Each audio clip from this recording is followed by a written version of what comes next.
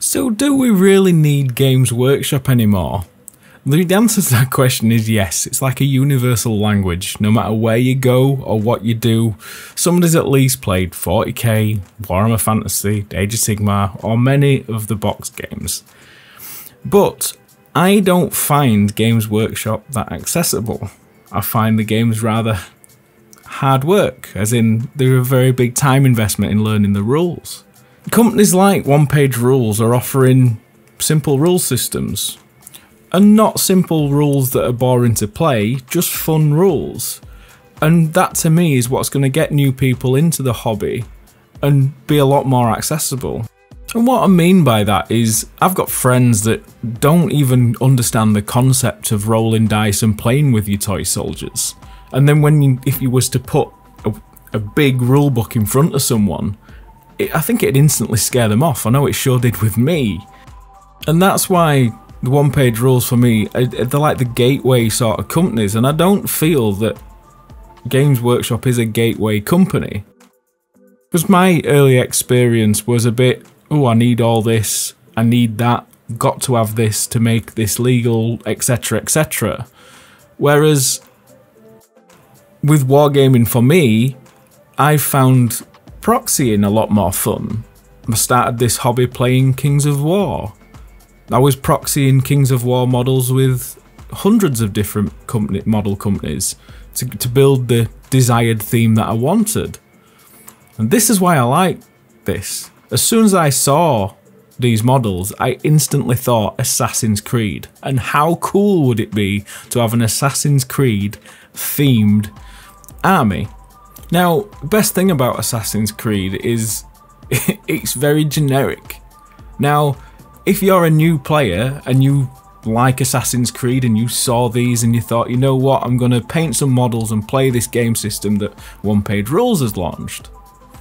When their hobby develops and they get more into things and start meeting people who play these other game systems, they've got the models. Now, yes, you couldn't use them in branded stores and everything else, but if you just go into your local club or you go into a third-party store, or you could quite easily supplement these as an Age of Sigmar army. How cool would that be? You could use them as a Kings of War army. Or you could try and teach your new friends a very simple rule system that's easy to pick up and play.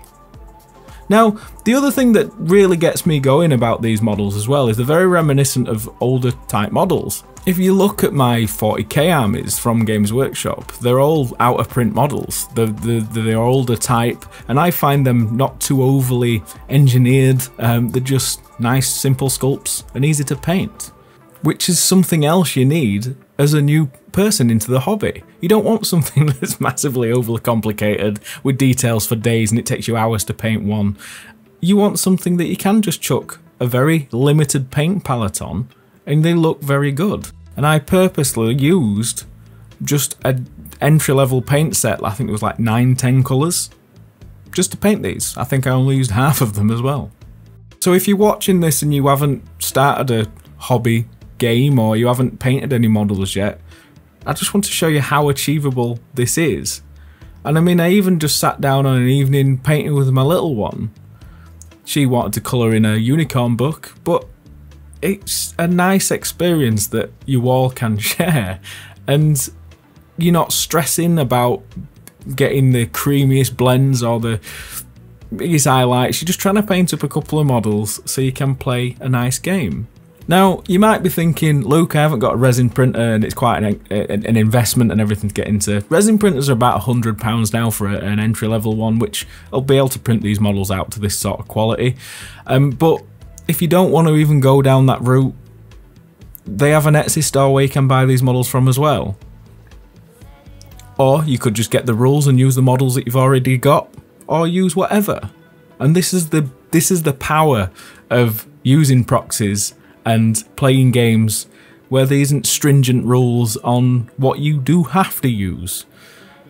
And that's why I don't think we need Games Workshop as much anymore.